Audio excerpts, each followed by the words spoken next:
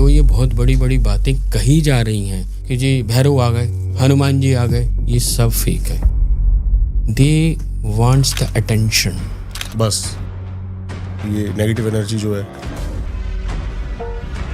मूलाधार चक्र से एंट्री करने की कोशिश करते हैं शायद। नेगेटिव एनर्जीज जैसे जैसे बच्चे को क्या मन करता है, लाइटें बंद करो, कमरे के कोने को पकड़ लो और वहाँ बैठा हुआ रोता रहे, डिप्रेशन में जाता जा रहा है।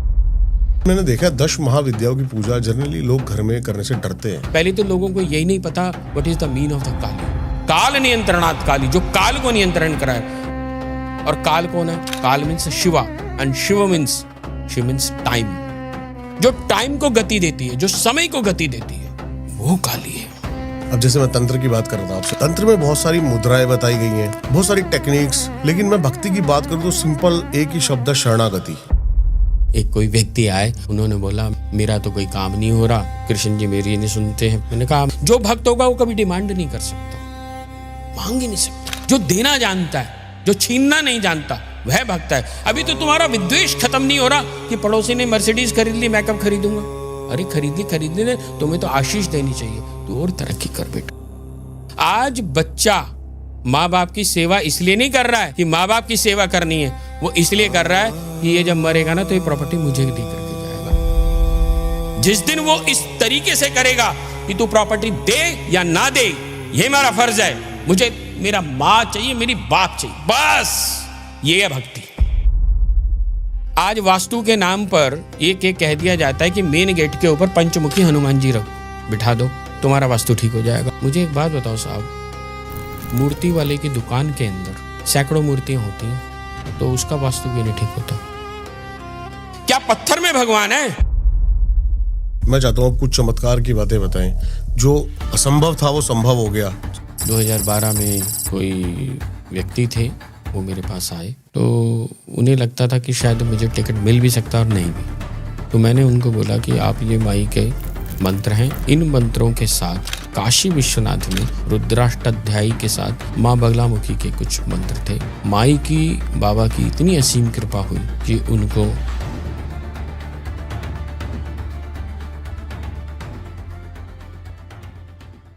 जो ये बहुत बड़ी बड़ी बातें कही जा रही हैं कि हर कोई आ जा करके ये कह रहा है कि मैंने योगिनी सिद्ध कर ली, मनमोहिनी सिद्ध कर ली, और फलानी योगिनी का नाम ये होता है, इसी योगिनी का नाम, ये सब फेक है, ये सब फेक है। एनर्जीज तो होती हैं, एनर्जीज होती हैं, एग्रीड, एनर्जीज होती हैं और बहुत अच्छी एनर्जीज होती हैं, इसमें कोई संदेह नहीं है, इसमें कोई बिल्कुल भी। और जैसे अब इसको ऐसे भी समझते हैं, हाँ जी, जैसे हमने बहुत बार देखा होगा कि हम जागरण में गए, कहीं और गए, तो जैसे हम जागरण में गए तो कोई कूद पड़ा कि जी भैरव आ गए, हनुमान जी आ गए, भैरव आ गई, ये आ गए, वो आ गए, कोई भी आ गए। और मेरी पता नहीं क्या एक दिलचस्पी शुरू से रही, बचपन में जब मैं छोटा था तभी से ही ऐसे देखता था, अपने दोस्त को बोलता था देख अभी थोड़ी देर में ना ये कूदेगा।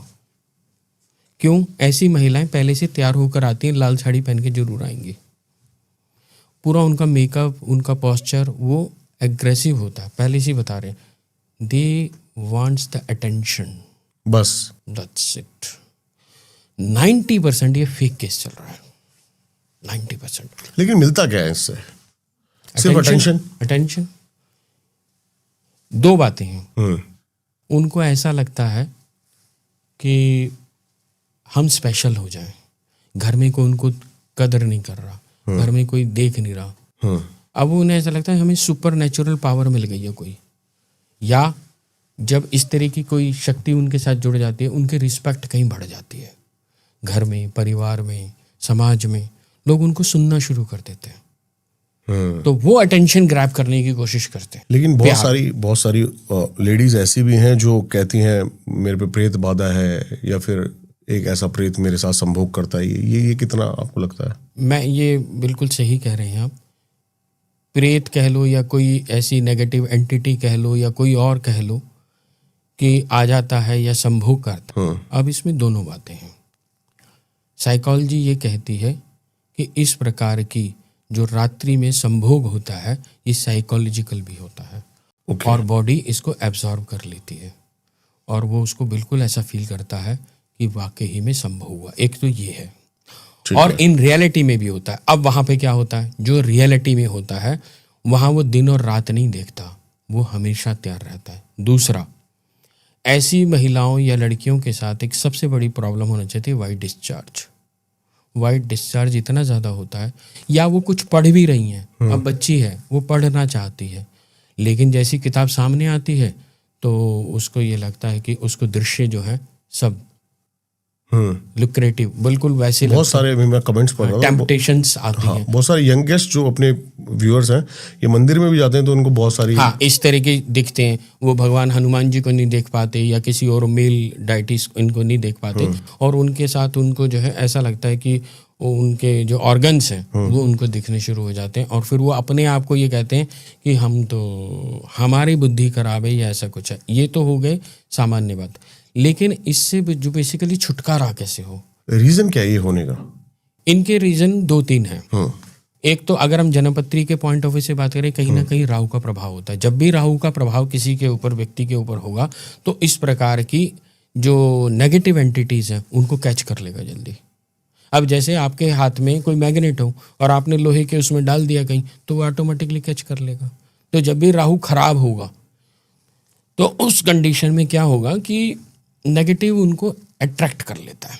एक तो ये सिर्फ सामान्य भाषा के बाद, लेकिन एक तरीका ऐसा कई बार ऐसा भी देखा गया है कि मोहल्ले में, पड़ोस में या रिश्तेदारी में कई लोग जेलस रखते हैं, अच्छा इसका बच्चा नहीं जाना चाहिए आगे, इसके साथ ये नहीं होना चाहिए, तो वो ऐसे कोई प्रयोग करवा देते हैं कोई खाने में, किसी में।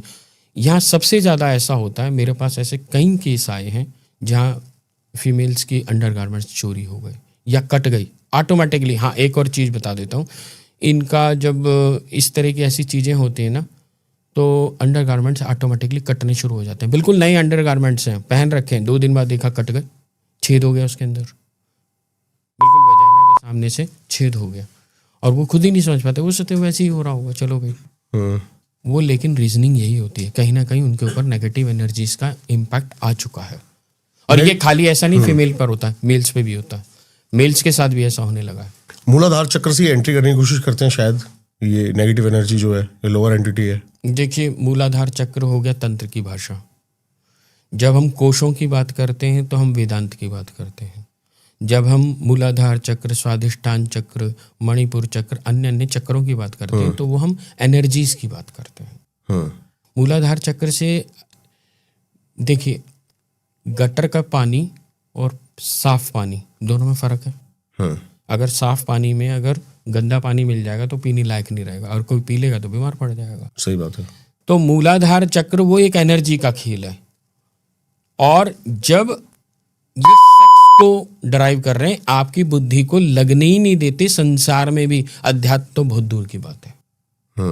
जनरल नहीं पढ़ने देंगे आपको। मतलब बेसिकली सिंपल सी बात यह है कि वो ये नहीं चाहते कि आप जो डे टू डे के वर्किंग कर रहे हैं जिससे आप सक्सेस पा सकें, वो सक्सेस आपको मिले, बस आप इसी में लगे रहो। जैसे आपने किताब खोली, पढ़ ही नहीं पा रहे, दिमाग कहीं और जा रहा है, बच्चा पढ़ ही नहीं पा रहा, या डिप्रेशन का शिकार होते जा रहे हैं। नेगेटिव एनर्जीज जैसे जैसे, बच्चे को क्या मन करता है, लाइटें बंद करो, कमरे के कोने को पकड़ लो और वहां बैठा हुआ रोता रहेगा, उसे ये नहीं पता मैं क्यों रो रहा हूं। या मम्मी मुझे कुछ खाना नहीं पीना, 4 दिन से पड़ा हुआ, क्यों पड़ा हुआ? डिप्रेशन में जाता जा रहा है। घर वाले परेशान हैं कि भाई डिप्रेशन में हमारा बच्चा जा रहा है, उन्हें दिख रहा है कि डिप्रेशन में जा रहा है, पर कैसे निकाले? जितना वो उससे बात करने की कोशिश करता है वो एग्रेसिव हो जाता है, उसको समझाने की कोशिश करते हैं एग्रेसिव हो जाता है। उसके लिए सबसे आसान तरीका क्या है? सबसे आसान तरीका है उस घर का वातावरण पॉजिटिव बनाया जाए सबसे पहले। और उसका तरीका क्या है? चाहे आप हनुमान जी में अगर भक्ति रखते हैं तो हनुमान जी महाराज से निवेदन करें, हनुमान जी महाराज की लगातार 108 चालीसा डेली लगातार करना शुरू कर दें, 40 दिन तक आप बाहर आ जाएंगे। सिंपल सी बात है। बगलामुखी चालीसा, बगला अष्टोत्तर शतनाम या खड़गमाला, अगर तीव्रता है उसके अंदर किसी चीज के अंदर, क्योंकि इंटेंसिटी के ऊपर डिपेंड करता है कि किस इंटेंसिटी पर ये सारे वार हो रहे हैं, कितना वो समस्याएं आ रही हैं। तो बगलामुखी अष्टोत्तर शतनाम या खड़गमाला आप करें 40 दिन। और अगर विशेष रूप से बहुत ही ज़्यादा नेगेटिविटी जैसे कई बार आपने देखा होगा, या बहुत सारे लोग ऐसे मुझे आके बोलते हैं हम फलानी जगह में गए, किसी की दुकान पे गए, किसी के घर में गए, हम सही सलामत थे, सब कुछ सही था, उसके घर में जाते किसी सिर दर्द होना शुरू हो गया, अजीब सी एक लगने लगा। हम आपस में गए, 2 भाई गए या कुछ भी गए, हस्बैंड वाइफ गए, कुछ एक खिंचाव सा होने लगा, लड़ाई सी होने लगी, हमारा मन ही नहीं कर रहा। ऐसी जगह पे जो भी पॉजिटिव एनर्जीज होती हैं या पॉजिटिव लोग होंगे वो वहाँ जा ही नहीं पाते हैं, वो बैठ ही नहीं पाते हैं। तो ऐसे लोगों को अगर इससे बाहर आना है, बहुत सिंपल एक तरीका है, 44 दिन का माँ बगलामुखी का सरसों के तेल का एक दिया जागृत कर दें। सरसों 44 डेज के लिए, 44 डेज माँ बगलामुखी के सरसों के तेल का जागृत करें, माँ से निवेदन करें, अर्जी लगाएं माँ को कि अगर ऐसी कोई भी समस्या है माँ मुझे इससे बाहर निकाल। एक बेटा माँ से यही तो कहेगा कि माँ मेरी ये समस्या है, तू सुनेगी। लेकिन मैंने देखा 10 महाविद्याओं की पूजा जनरली लोग घर में करने से डरते हैं क्योंकि तांत्रिक विधानों में आता है। देखिए इसके 2-3 वजह हैं। जब रामकृष्ण परमहंस ने पहली बार माँ काली को पूजा को और उनकी बातों को बताना शुरू करा तो सब लोग उनको तांत्रिक कहने लग गए थे। और पुराने जमाने में, मतलब आज से लगभग कोई 50, 60, 70 साल पहले, कोई अगर काली की पूजा करता था उसके घर के पानी नहीं पीते थे, कहते ये तांत्रिक है ये। क्यों? क्योंकि ज्ञान की कमी थी। हम भक्ति में किसी के भी साथ जुड़ेंगे, उसका प्रयोग क्या है। देखिए मैं कई बार बोल चुका हूं, पर्पस क्या है, वही है ना कि देखिए एक डायनामाइट है, उस डायनामाइट से आप रास्ता भी निर्माण कर सकते हैं पहाड़ के अंदर, तो रास्ता बन गया। लेकिन अगर उसी डायनामाइट को किसी के मकान के नीचे लगा दोगे क्या होगा? उड़ जाएगा। तो उसी एनर्जी को यूटिलाइज कैसे कर रहे हैं, आपका पर्पस क्या है, उसको क्यों कर रहे हैं आप। अगर आप किसी का विध्वंस करने के लिए करना चाह रहे हैं तो आप ये समझ लीजिए उसका तो विध्वंस पता नहीं होगा या नहीं होगा, आपने अपना विध्वंस तो कर लिया, अपना विध्वंस तो कर लिया। माँ बगलामुखी कभी साथ नहीं देती, ना काली साथ देती। पहले तो लोगों को यही नहीं पता what is the mean of the Kali. काल नियंत्रणात् काली, जो काल को नियंत्रण कराए। और काल कौन है? हु इज ए काल? काल means Shiva, and Shiv means time, जो टाइम को गति देती है, जो समय को गति देती है, जो समय को चलाना सिखाती है। आप एक सिंपल रॉड ले लीजिए इतनी लंबी, उसे रख दीजिए, वो सालों तक ऐसी पड़ी रहेगी। लेकिन अगर उसी रॉड को आप मोड़ करके 360 डिग्री का पहिया बना दें और उसे हल्का सा मूव करा दें तो पहिया चलना शुरू हो जाएगा। उस समय को जो चलाती है, जो वो काली है। काली वो नहीं है। अब हमें दिखाया बताया ही गलत जा रहा है तो हम क्या करें? अब जैसे मंदिर में कोई गया माँ काली के, उस वहाँ पर दिखाया जाता है कि भाई माँ काली ने जो है इतने मुंड माल पहन रखे हैं, जिह्वा बार है, नग्न अवस्था में है, चिल्लाती हुई, केश उसके खुले हुए हैं और कूदती हुई आ रही है। ये हमको हमारी बुद्धि के अनुसार समझाया गया, डिपिक्शन है। ऐसे नहीं है इन रियलिटी में। इन रियलिटी में अगर कोई वाकई में ऐसी कोई स्त्री हमारे सामने आ जाएगी, बड़े से बड़ा भक्त भी होगा ना, तो मेरा तो ये विश्वास है कि वो तो भग जाएगा। हाँ। मैं तो कम से कम नहीं खड़ा हो सकता। सही बात है। असलियत में इसका मतलब क्या है? ये आइकॉनोग्राफी है। इसका मतलब क्या है? जिह्वा भार क्यों है? ये जो मुंडमाल हैं ये 51 हैं। ये 51 क्यों हैं? ये आ से लेके क्ष पर्यंत तक स्वर और व्यंजन है। स्वर जो होते हैं वो स्वयं शिव है और व्यंजन जो होते हैं कवर्ग, चवर्ग, टवर्ग, तवर्ग, पवर्ग, ये जितने भी का से अणा तक के जितने भी स्वर और व्यंजन होते हैं ये जिह्वा से बोले जाते हैं। ये व्याखरी हो जाती है, इसलिए माँ काली की जिह्वा बाहर है। और ये आ से लेकर शा पर्यंत तक जितना भी स्वर और व्यंजन है वो उसके यहाँ पर है।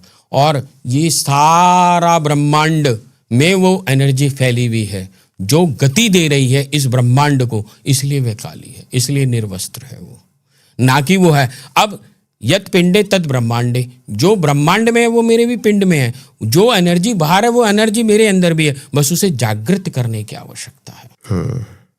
अगर हमने उसे जागृत कर लिया तो यानी आपकी काली जागृत हो गई। अब काली कौन है? काल जो समय, और बिना शिव के कोई जागृत नहीं हो सकता, क्योंकि शिव सबका बेस है। शिव ही तो बेस है। आप किस पे बिलीव करते हो, तंत्र पे या भक्ति पे? तंत्र बिना भक्ति के कैसे होगा? पावरफुल ज्यादा क्या है दोनों में से? क्योंकि एक श्रद्धा, भाव, बिना भाव के तंत्र काम नहीं करता। ये पहली बात तो, जो आज जो सब समझ रहे हैं, जिस तंत्र को सब समझ रहे हैं, वो तंत्र नहीं है कि ये कर दो तो ये हो जाएगा, ये कर दो तो ये हो जाएगा, नींबू काट दो तो ऐसा हो जाएगा, चौराहे पे ये तंत्र नहीं है। These all are the black magics. और ब्लैक मैजिक का स्थान कभी भारत ने नहीं दिया, ये अफ्रीका का ओरिजिन है। भारत ने तो सबको ज्ञान दिया है। भारत का मतलब, स्वयं भारत का मतलब क्या है? भा यानी ज्ञान, रत यानी रहने वाला। जो ज्ञान में रत रहने वाला है वह भारत। इसलिए हम भारतीय हैं, क्योंकि हम ज्ञान को प्रथम वो देते हैं। हमने मां सरस्वती को पूजा है, जो ज्ञान की देवी है, ना कि हमने किसी ऐसे अंधविश्वासी को दिया। हमारे यहाँ वेदांत क्यों आया? वेदांत पूरा पूरा ज्ञान से परिपूर्ण है, और उसी अथर्ववेद में से ही तो सारा का सारा तंत्र है। आप तंत्र समझाइए पहले, तो थोड़ा सा डिफाइन करिए, तंत्र है क्या एक्चुअल में? तंत्र मीन्स एनर्जी। तनु विस्तार इति तंत्र। इस बॉडी के माध्यम से उस एनर्जी से कनेक्ट करना। अब आप इसको सिंपल भाषा में जनरल आदमी के लिए समझाने की प्रयास करते हैं। देखिए, जब किसी व्यक्ति को बुखार होने लगे, ठंड लगे, कुछ भी होगा, तो उसको अंदर में आभास होगा ना पहले कि मुझे ठंड लग रही है। कोई बाहर वाला तो बाद में बताएगा, पहले अनुभव अंदर होगा। चाहे ठंड का हो, काम का हो, क्रोध का हो, अन्य किसी का भी हो। तो ठीक इसी प्रकार से जब हम उस ऊर्जा से जुड़ना चाहते हैं, तो पहले अपने आप की बॉडी को हमें प्यूरिफाई करना होगा। तंत्र के थ्रू, मंत्र के माध्यम से। अब पहले हमें, जैसे सपोज करो, अब ये गिलास रखा हुआ है, इसमें पानी रखा हुआ है। इस पानी को कंटेन इसलिए रखा हुआ है क्योंकि इसकी डेंसिटी हाई है। अगर इसी पानी को एक कागज के गिलास में रखोगे तो हो सकता है 10 मिनट में फट जाएगा और वो पानी फैल जाएगा चारों तरफ। अगर हमने कोई साधना कर भी ली और हमने वो ऊर्जा इकट्ठी कर भी ली, तो क्या हमारी बॉडी उसको कंटेन करने में क्षमता रखती है? कितने दिन तक हम, अब इसको बहुत मोटी भाषा में सपोज करो, एक बाप है जिसके पास 10 करोड़ रुपए पड़े हुए, उसने अपने बेटे को दे दिया। वो नालायक है कि बेटा जा बिजनेस कर ले। पता चला वो 5 करोड़ रुपए उसने दिए, वो 5 करोड़ रुपए 5 महीने में बट्टे लगा के आ गया कि मैंने तो कर दिया, जीरो हो गया। क्यों? क्योंकि उसे ज्ञान ही नहीं है कि कैसे उस बिजनेस को एक्सपेंड करना है, उस 5 के 50 कैसे बनाने हैं। तो ठीक इसी प्रकार से जब तक आपको यही ज्ञान नहीं है कि जो मंत्र साधना आप करने जा रहे हैं उसको कंटेन करके कैसे एक्सपेंड करेंगे, आप उस सबसे पहले अपना शुद्धिकरण अपना करेंगे ना। सही बात है कि आप उस मंत्र को ले आए, उसको रख पा रहे हैं। इसीलिए हमारे यहाँ बोला गया है विशेष रूप से कि ब्रह्मचर्य। अब यहाँ ब्रह्मचर्य को भी गलत से डिफाइन करा गया। देखिए, उस एनर्जी को सही दिशा देना। ब्रह्मचर्य का मतलब ब्रह्म के आचरण को जानने वाला ब्रह्मचारी होता है, ना कि संभोग। ना, मुझे एक बात बताओ, क्या राम ब्रह्मचारी नहीं थे?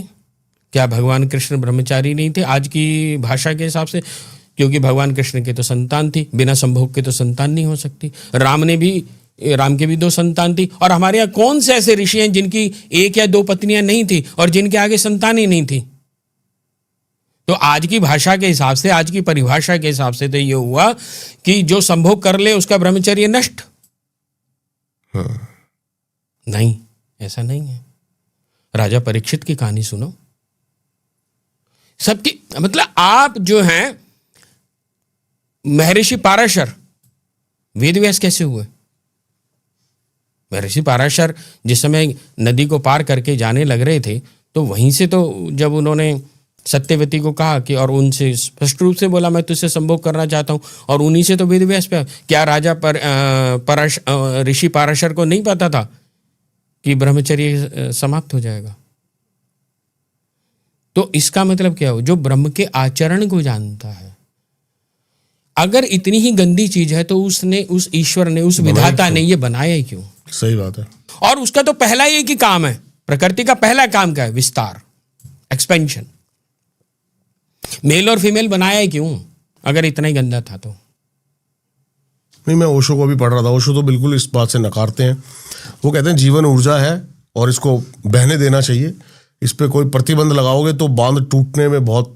अब इसमें समझने की फिर बात है, ऊर्जा के साथ खेलना जिसे आ गया वही तो तांत्रिक है।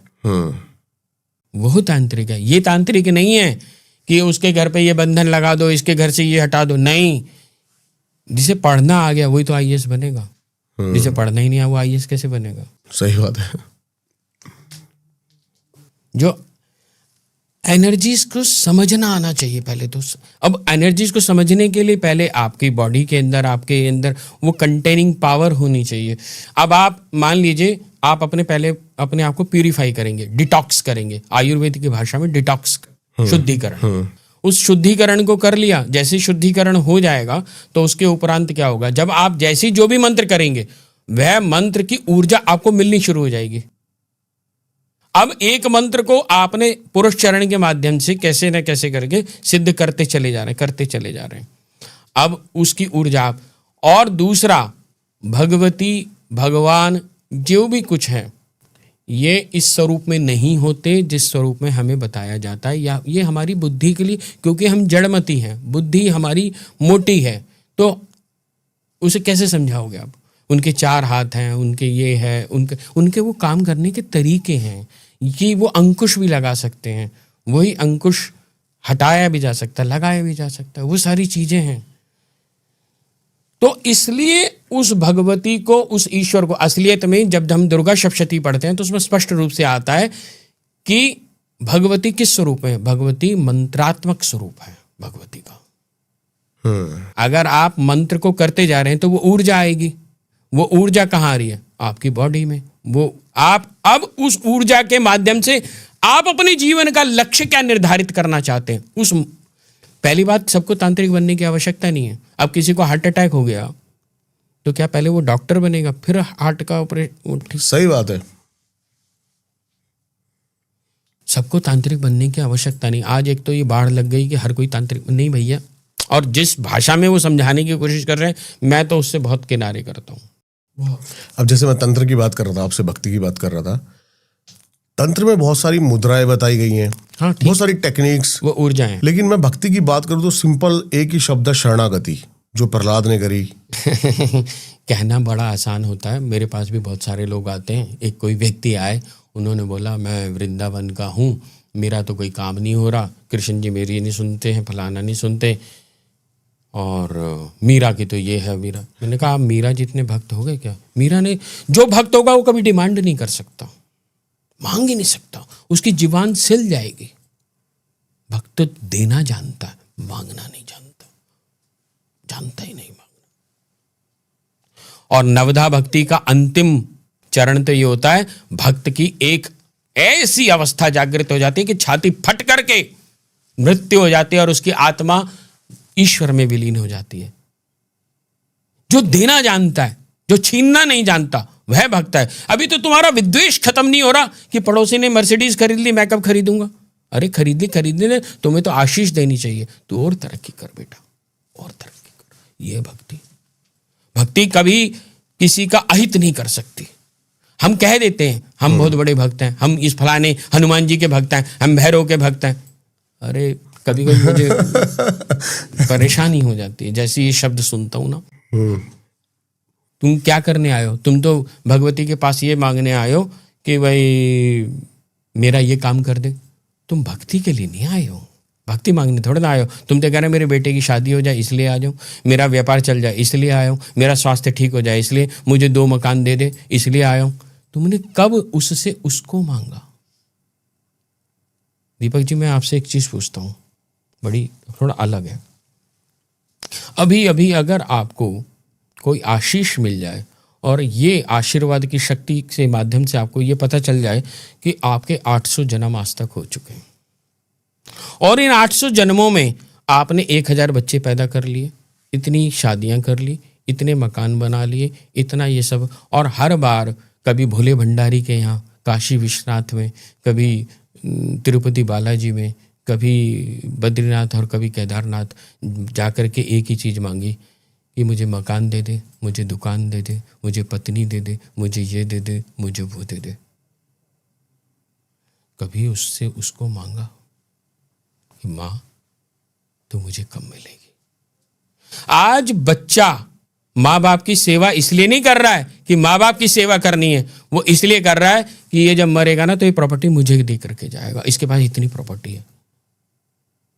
जिस दिन वो इस तरीके से करेगा कि तू प्रॉपर्टी दे या ना दे, ये मेरा फर्ज है, मैं तेरी सेवा करूंगा। तू सब सारे भाइयों को बांट दे, मुझे कुछ नहीं चाहिए, मुझे मेरा माँ चाहिए, मेरी बाप चाहिए, बस। ये है भक्ति। ये भक्ति कैसे हुई कि हम माँ बाप के सिर्फ इसलिए ला करके दे रहे हैं कि भाई 10 करोड़ का चेक उसी से मिलेगा भाई। लेकिन कहीं ना कहीं उस बच्चे ने उस माँ बाप से ही सीखा है ये सब। हाँ, संस्कार ऐसे मिले। एग्रीड। ये तो मैं मान रहा हूं। देखता आया है, वही प्रोसेस उसके फॉलो करने लग गया है। इसीलिए मैं कई बार बोलता हूं, देखो कि मेरा ये जन्म एज ए आलोक भारद्वाज, ये शरीर, ये रूप, ये जो भी कुछ है यही है। इसीलिए मैं बहुत बार बोलता हूँ हमारे यहाँ मंदिर में आने वाले लोगों को भी कि आप वैष्णो देवी जाते हो, आप बद्रीनाथ जाते हो, आप केदारनाथ जाते हो, आप तिरुपति बालाजी जाते हो या रामेश्वरम जाते हो, ये हजारों साल से मंदिर है। आपको भी नहीं पता कि आप पिछले जन्म में आए थे या नहीं आए थे। आप अपनी उस चेतना को ढूंढने की कोशिश करो कि जब पिछली बार जब मैं आया था तो बाबा तो यही थे ना, तो मैं किस स्वरूप में आया था, तुम उसको करेक्ट कर। मैं तो सर बहुत ज़्यादा कंफ्यूज हो गया इस चीज़ में। थोड़ा सा मैं पर्सनली, आप मेरे से अगर पूछेंगे तो मैं बिलीव नहीं करता। आपको लगता है कि भगवान कहीं एक मतलब स्पेसिफिक जगह बैठा है कि यहाँ पर ही आना पड़ेगा? नहीं, देखिए क्या होता है, देखो अब इसको फिर आप, हमारे घर में जो करंट आ रहा है ना वो भाखड़ा नांगल में बन रहा है, ऐसा मान लेते हैं, मतलब भाखड़ा नांगल। अब तो सोलर एनर्जी। हाँ, वही मैं बताने जा रहा था आपसे। जब आप खुद को कनेक्ट कर जाएंगे ना, जब आप अपने आप को ही भाखड़ा नांगल बना लेंगे तो you need not to go anywhere. ये सिर्फ उसकी प्रैक्टिस है। हम मंदिरों में क्यों जाते हैं? बहुत अच्छा एग्जांपल दिया आपने। आपने सिर्फ उस एनर्जी से कनेक्ट करना है। आप उससे एनर्जी से जैसे ही कनेक्ट करेंगे, जैसे ही समझेंगे, उस एनर्जी को एनहांस करके अपने घर ला रहे हैं। उस एनर्जी को आपने, अब आज की तारीख में एक और प्रचलन चल गया, क्या? दीक्षा ले लो। अरे भाई दीक्षा तो ले लो, ठीक है, लेकिन जो दीक्षा में मंत्र मिला, क्या आप उसे रोज उसी विधान से कर पा रहे हैं? आप दीक्षा ले ली, मैं तो दीक्षित हूँ, ऐसे दीक्षित नहीं होते हैं भाई। मुझे वैसे दीक्षा का सर पर्पस समझ नहीं आया, किस लिए दीक्षा है, मतलब क्या मिलेगा दीक्षा लेके? बड़ा स्पष्ट रूप से है। पहली बात, ये प्रत्येक व्यक्ति के लिए है ही नहीं। मुझे बताओ, जो भी दीक्षा लेने जा रहा है, मैं वही बता रहा हूँ, क्यों चाहिए तेरे को दीक्षा? भाई हर एक को आईएएस के एंट्रेंस एग्जाम में क्यों बैठना है? हर एक को सीए के एग्जाम में क्यों बैठना है? और बहुत सारे लोग तो सिर्फ इसलिए बैठते हैं, वही आपके पहले वाली बात आ जाती है, इसमें मांग चाहिए बस कुछ नहीं, वो भी है। कई लोग बेवकूफ़ बनाने के लिए बैठते हैं। माँ बाप कह रहे हैं यार सीए के एग्जाम में बैठ जा, पता नहीं दिमाग 1 साल तो कम से कम शांति रहेगी। मुझे पता है मुझे नहीं करनी और ना मैं हो कर सकता, पर कम से कम शांति तो रहेगी। हमारे घर के संस्कार ऐसे, मुझे दिखावा चाहिए, आडंबर चाहिए। मैं क्या हूं कि मैं भगवान की पूजा करता हूं। कभी भी भगवान से डरे नहीं, भगवान से प्रेम करें। भगवान डरने की चीज है ही नहीं, प्रेम करने की। प्रेम। लेकिन जितने भी आज 1 लोटा जल चढ़ रहा है रोज, इससे कुछ नहीं होता। ये डर के मारे चढ़ रहा है। वाहियात, सबसे वाहियात चीज ही यही है, ये कर दो तो ये हो जाएगा। मैं स्पष्ट रूप से बोलता हूं, ऐसा कर दोगे बिल्कुल नहीं होगा, तुम करते रहो। चलो, तुम्हारे माँ बाप भी तो यही कर रहे थे, तो अगर ऐसा ही होना था, मुझे एक बात बताओ, हिंदुस्तान गुलाम क्यों हुआ? डर के मारे। क्या पहले भक्ति नहीं होती थी? क्या पहले पूजाएं और ये सब नहीं था? क्या तंत्र अब ज्यादा हो गया? अगर तंत्र से ही, कृष्ण जी ने मुझे बात बताओ, जिस समय दुर्योधन के पास वो गए तो क्या उसकी बुद्धि को बांध करके 5 गांव नहीं मांग सकते थे कि भाई पांडवों, मैंने तुम्हारा वो काम कर दिया और उसकी बुद्धि बांधी मैंने और उससे मांग लिया और ये लो भी तुम्हारे 5 गांव आ गए या आधा राज्य आ गया, जो भी कुछ आ गया। ऐसा तो नहीं हुआ। कृष्ण जी ने तो कोई तंत्र नहीं करा, उन्होंने तो कर्म पर विश्वास करा। क्योंकि इन्हें पता है जब लक्ष्मण जी को शक्ति लगी और वो बेहोश हो गए तो हनुमान जी ने कोई चुटकी नहीं बजाई, कोई जल को फूंक करके अपने आप पिला नहीं दिया। हनुमान जी स्वयं खड़े थे। आज सो कॉल्ड उनके भक्त कहते हैं हनुमान जी का मंत्र पढ़ के हम पिला देंगे और ये खड़ा हो जाएगा, ठीक हो जाएगा। हनुमान जी ने लक्ष्मण जी को नहीं खड़ा करा, कहीं ऐसा नहीं था। आप जितना भी महाभारत पढ़ लें, रामायण पढ़ लें, वो अंधविश्वास से बाहर लेकर आएगा। जो भी अंधविश्वास में लेकर के जा रहा है वो तांत्रिक है ही नहीं। पहली बात मैं स्पष्ट रूप से बोल देना चाहता हूं, वो तांत्रिक नहीं हो सकता, नहीं हो सकता, नहीं हो सकता। तांत्रिक तो वो होगा, वेदांती वो होगा जो आपको अंधविश्वास से बाहर लाएगा, जो ईश्वर के प्रति आपको सजग कराएगा, जो कहेगा ब्रह्म ये है, और पहले वो ब्रह्म को देखना शुरू कर अपने माँ बाप में। अगर तू माँ बाप की सेवा कर सकता है, यदि किसी से तू प्रेम कर सकता है, तुझे प्रेम आ गया, चाहे स्त्री से प्रेम हो, अपने माँ से प्रेम हो, पिता से, तभी तो तू भगवान से प्रेम कर पाएगा। अब यहीं पे मैं फिर प्रहलाद का अगर आपको एग्जांपल दूं, क्योंकि उसने तो माँ बाप को सुना ही नहीं, मतलब बाप के तो खिलाफ ही चला गया। हाँ, क्योंकि देखिए प्रकृति अपना पूरा विस्तार काम करती है। किन माँ बाप को सुने बच्चा? जो सदियों से माँ बाप हैं वो, उस परमपिता परमेश्वर को, या फिर जो अभी इस जन्म में माँ बाप हैं वो? देखिए हम सब ना शिव से प्रसन्न होकर आए हैं पुनः शिव बनने के लिए, और हम ये फर्स्ट रेस्पॉन्सिबिलिटी भूल गए, को हम, हु एम आई, मैं ही शिव हूं। शिव को जानना ही मेरी फर्स्ट रेस्पॉन्सिबिलिटी थी, है और रहेगी। जब तक तुम ये नहीं जान जाओगे तब तक जन्म लेते रहोगे, आते रहोगे, जाते रहोगे, ये मोह के बंधन में बंधे रहोगे, और उसी मोह की वजह से प्रताड़ित भी होगे। जिससे ज़्यादा मोह करोगे वही तुम्हें जो है अंतिम अवस्था में आकर के, यदि ईश्वर तुम्हारे साथ है तो वह तुमको उससे बाहर निकालने की प्रयास करता है। वो हमेशा भी प्रयास कराता है तू मुझको जानना, तभी तो मोक्ष क्या, what is the mean of the मोक्ष? मोक्ष कोई लड्डू नहीं है, खा लिया और मोक्ष हो गया। बहुत सारे लोग कहते हैं ये मंत्र कर लो इससे मोक्ष हो जाएगा। 12वें घर के अंदर फलाना ये घर बैठा हुआ है, केतु बैठा है, फलाना बैठा है, मोक्ष हो जाए। इससे मोक्ष होता है क्या? उसके आचरण देखो सारे जीवन भर के, क्या उसने जीवन में कभी किसी को रोते हुए बच्चे को कभी हंसाया? कभी किसी का दुख दूर करा? कभी आशीर्वाद की शक्ति उसको मिली? नहीं। तो मोक्ष कैसे मिल जाएगा? मोक्ष क्यों है? मोक्ष का मतलब क्या है? ज्ञान और भक्ति के सामंजस्य को मोक्ष कहते हैं। सत्य को जानना। ज्ञान क्या है और भक्ति क्या है? अब भक्ति इम्बैलेंस है। अब देखो, अब आप बात कर रहे थे, मैं उसी पे लिए गया था। आज क्या हो रहा है, या तो भक्ति इतनी ज्यादा हो रही है कि हम एक व्यक्ति के प्रति भक्ति कर रहे हैं, व्यक्ति के प्रति, ईश्वर के प्रति नहीं, व्यक्ति के प्रति। व्यक्ति ने कह दिया हम लड़ने के लिए तैयार हो गए। वो गुलामी है या भक्ति? वो भक्ति नहीं है, उसे भक्ति नहीं कहते। अब उसने ये कह दिया कि भी ऐसा करो, सबने ऐसे ही करना शुरू कर दिया। किसी ने कह दिया काला पर्स रखो, काला पर्स रखो, उसके अंदर चांदी का सिक्का रखो, चांदी का। ये क्या है यार? ये तुम्हारी अपनी बुद्धि खत्म है क्या? आज वास्तु के नाम पर एक कह दिया जाता है कि मेन गेट के ऊपर पंचमुखी हनुमान जी बिठा दो, तुम्हारा वास्तु ठीक हो जाएगा, या जो भी कुछ है। मुझे एक बात बताओ साहब, मूर्ति वाले की दुकान के अंदर सैकड़ों मूर्तियां होती हैं, उसमें पंचमुखी हनुमान जी भी हैं, शिव जी भी हैं, सारे कुछ, तो उसका वास्तु क्यों नहीं ठीक होता? उसके बाद तो सारे भगवान हैं। क्या पत्थर में भगवान है? जब तुम उसे पूजोगे नहीं, जब उसका तुम मंत्र नहीं रोज करोगे, तो क्या खाली पंचमुखी हनुमान जी की मूर्ति मात्र लगाने से, देने से एनर्जी ठीक हो जाएगी?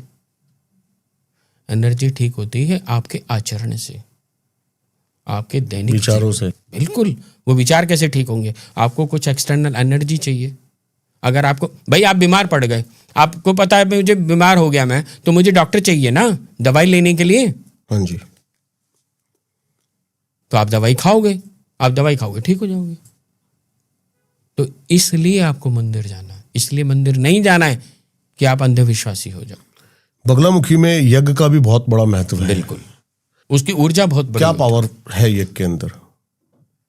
देखिए, वैसे तो वैदिक परंपरा के अंदर पूर्ण रूपेण ही यज्ञ के ऊपर ही हमारा सारा दारोमदार हुआ हुआ है। यज्ञ बहुत सारी तरीके से है। हमारा जो शरीर है ये भी एक यज्ञ करता रहता है डेली। हम जो भोजन खाते हैं, जठराग्नि उसको भस्म कर देती। अगर वो जठराग्नि ही उद्दीप्त ना हो तो आपका भोजन पचेगा नहीं। तो ये जो सिस्टम है, ये जो नेचर है, नेचर खुद यज्ञ प्रतिदिन करता है। अब जो हमारे माध्यम से होने वाले कोई भी कर्म हैं, कभी अच्छे हो जाते हैं, कभी बुरे हो जाते हैं, जाने अनजाने भी हो जाते हैं, तो वहाँ कहीं ना कहीं डिस्ट्रैक्शंस भी आ जाते हैं।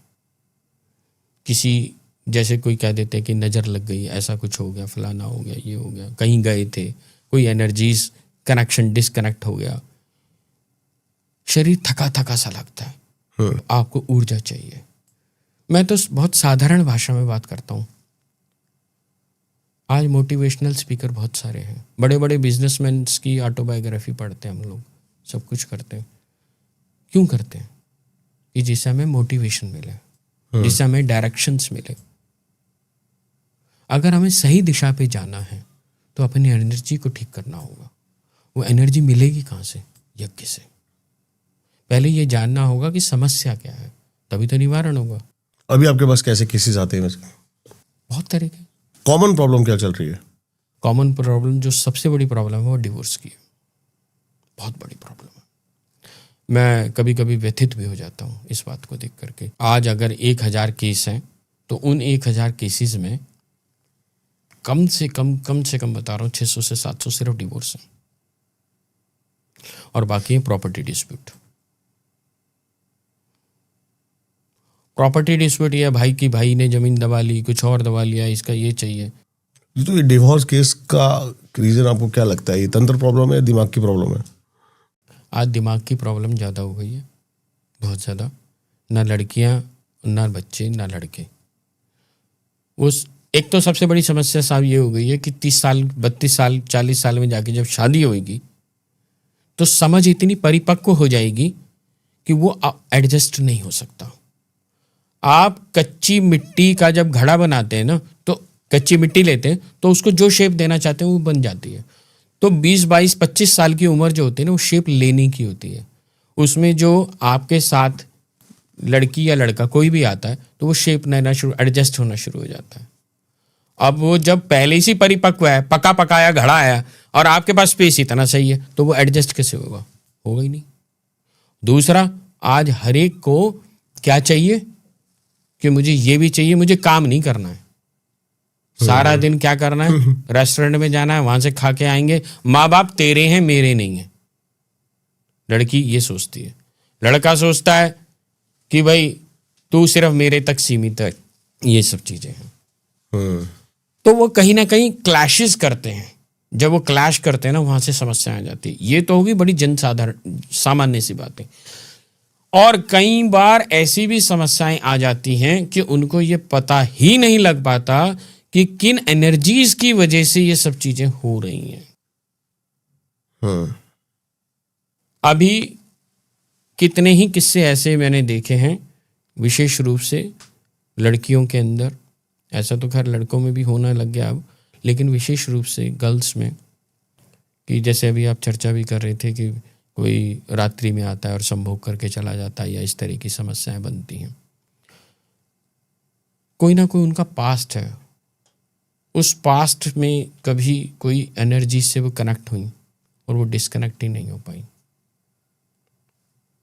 किसी लड़के से जुड़ गई, किसी के साथ फिजिकल अट्रैक्ट हो गई, या कुछ ऐसा हो गया, तो उसकी वजह से क्या है, कोई एनर्जी उनके साथ जुड़ी रही है। जितने भी ये कोठे या इस तरह की व्यवसाय हैं, इंटीमेसी अटैचमेंट जो है कपल्स में आज के टाइम पे कम हो गई है, जिसकी वजह से ये एनर्जी, ये सब धारणाएं करवाती है। दो चीजें यहाँ थोड़ी सी अलग हैं। आप एक तो मेडिकल पॉइंट ऑफ व्यू से बात कर रहे हो, या आप ऐसा भी बात कह सकते हो दो तरीके से है ना। एक तो है कॉर्पोरेट कल्चर कि भाई लड़का जो हस्बैंड है वो रात को आ रहा है या लड़की जो है दिन के अंदर काम कर रही है, वो मतलब एक ही घर में हस्बैंड और वाइफ के 2 बेडरूम है, तो मिल ही नहीं पा रहे हैं। तो जब मिल ही नहीं पा रहे हैं तो वो कनेक्शन कैसे बनेगा, वो डेवलप ही नहीं हो पाएगा। पहली ये तो सामान्य सी बात है। लेकिन कहीं ना कहीं जो कल्चर बढ़ता जा रहा है वो नेगेटिविटी की तरफ ज्यादा जा रहा है। अब आप साहब एक चीज और बताऊं, प्रकृति ना नेगेटिविटी को जल्दी अट्रैक्ट करती है। अब कैसे? पॉजिटिविटी के लिए आपको बहुत कुछ करना पड़ेगा, नेगेटिविटी के लिए कुछ करना नहीं पड़ता। आप एक बाग लगाओ, उस बाग के अंदर 10 आम के पेड़ लगाओ। अब आम के पेड़ लगाने के लिए आपको एक माली रखना पड़ेगा, 10 आम के वो लगाने पड़ेंगे, रोज पानी खाद उनका DTT जो भी सब कुछ करना पड़ेगा। और वहां जो होने वाले खरपतवार हैं जो फालतू के, उन्हें आपको नहीं पड़ा देगा, वो बल्कि आम को और खाना शुरू कर देंगे। सही बात है। तो इसीलिए नेगेटिविटी को पैदा नहीं करा जाता, इसीलिए नेगेटिविटी जल्दी अट्रैक्ट कर जाती है। इसलिए हमें पॉजिटिव दिशा कैसे देनी है, तभी मैंने बोला यज्ञ में आओ। समय समय पर वो खरपतवार है वो उसको हटा खरपतवार को अगर आप काटते चले जाओगे या काटोगे अपनी जीवन में से उस नेगेटिविटी को, तो आपकी बुद्धि सही रहेगी। पहली बात। अब जो बगलामुखी माई को जानने वाले हैं, मैं स्पष्ट रूप से बोल देता हूं, मां बगलामुखी चेतना की अधिष्ठात्री देवी हैं और चेतना स्वयं विष्णु। उस चेतना को जो रन कराने वाली शक्ति है वही बगलामुखी है। अब एक बच्चा IAS बनना चाहता है या एक बच्चा CA बनना चाहता है या कुछ और बनना चाहता है जीवन के अंदर, या कोई व्यापार भी करना चाहता है,